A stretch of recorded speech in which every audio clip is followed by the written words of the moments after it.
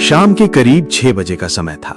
एक लड़की, नाम था नैना, बारिश में भीगती हुई नंगे पांव चल रही थी। उम्र करीब 19 साल।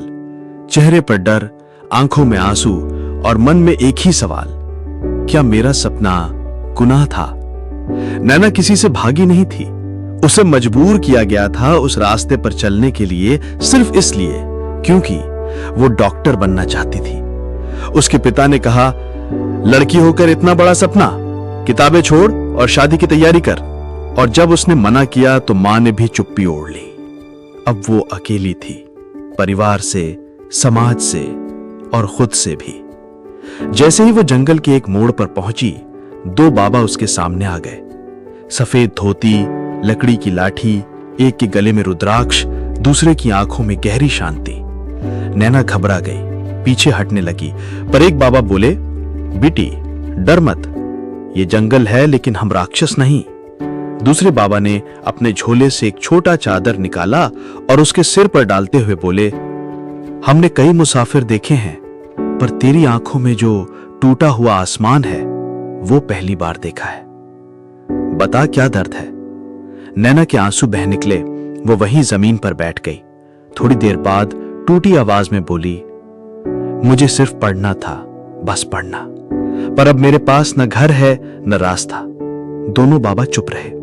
फिर पहले बाबा बोले, हम एक छोटी सी कुटिया में रहते हैं, जंगल के किनारे, छत है, रोटी है और हां, किताबें भी हैं। नैना ने थोड़ी हिचकिचाहट के बाद सिर हिला दिया।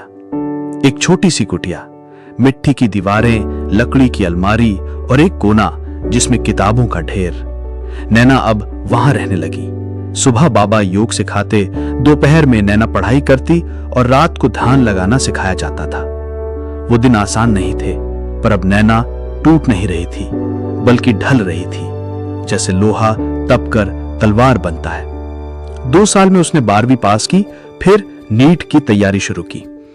बाबा उसके लिए किताबें लाते, टॉर्च की रोशनी में पढ़ाते और हौसला देते।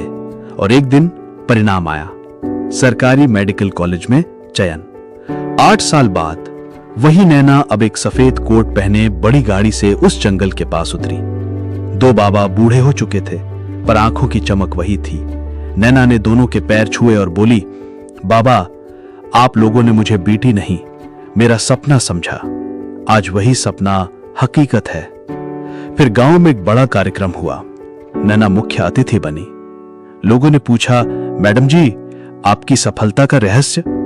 नैना मुस्कुराई और बोली, 2 बाबा, जिनके पास न रिश्ते थे न पैसा, पर जिनके पास इंसानियत थी, जिन्होंने मुझे सहारा नहीं रास्ता दिया। नैना ने जंगल के पास एक छात्रावास और कोचिंग सेंटर खुलवाया, बाबा विज्ञान संस्थान, जहां हर साल गरीब बेसहारा लड़कियों को फ्री में मेडिकल की तैयारी कराई जाती है।